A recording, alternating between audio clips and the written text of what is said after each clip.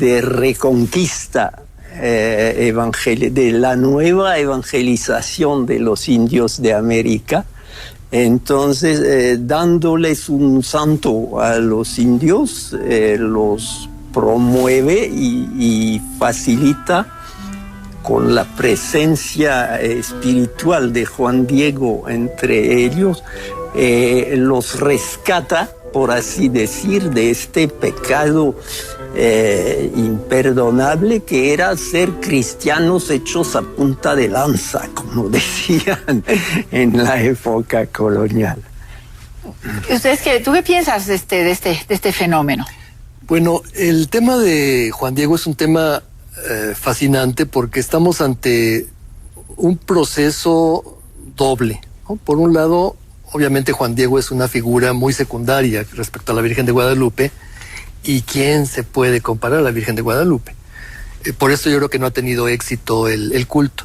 Pero por otro lado, porque en la religiosidad podríamos ver dos niveles. Por un lado, el nivel oficial de la Iglesia que postula prácticas, devociones, creencias, y por otro lado, el nivel popular, donde la gente, a partir de sus necesidades, crea o fomenta cierto tipo de devociones, ¿no?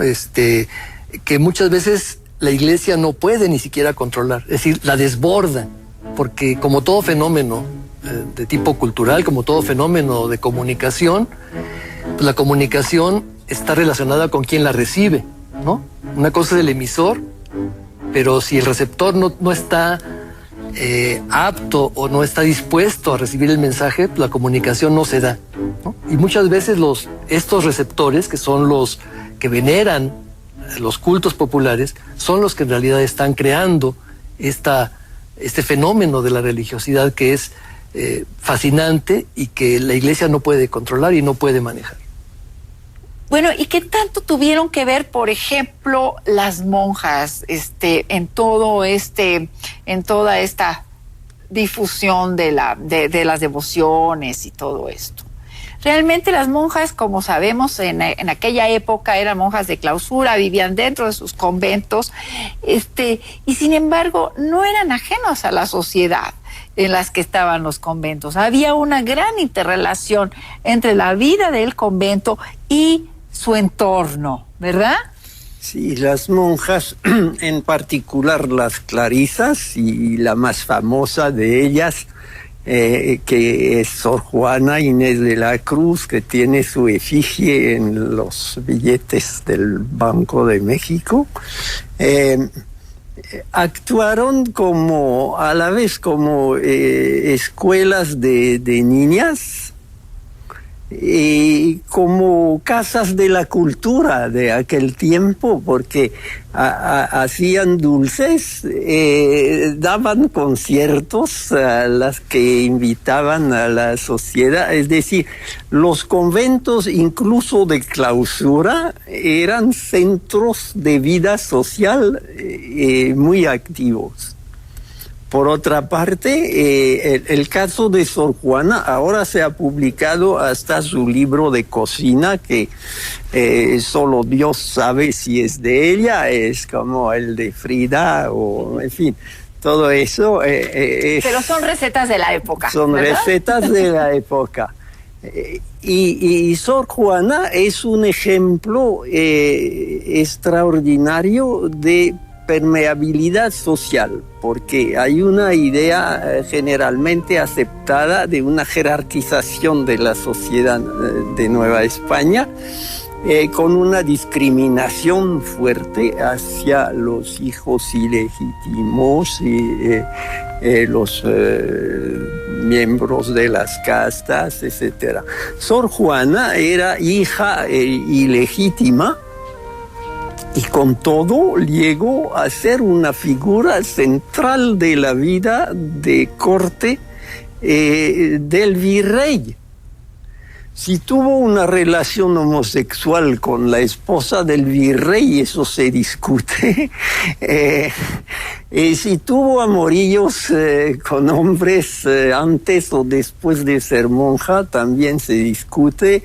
Lo del machismo de su confesor ha sido destacado por Octavio Paz, que posiblemente ha proyectado sobre Sor Juana problemas de nuestro tiempo, como lo ha señalado Antonio Alatorre. Yo en esto, con toda la admiración que le tengo a Octavio Paz y además la gratitud por el premio que hizo a mi libro más conocido, soy más del parecer de Antonio Alatorre, pero eso es un problema de cocina de intelectuales. Lo que queda es que Sor Juana, venida de la nada, ha llegado a ser una figura nacional.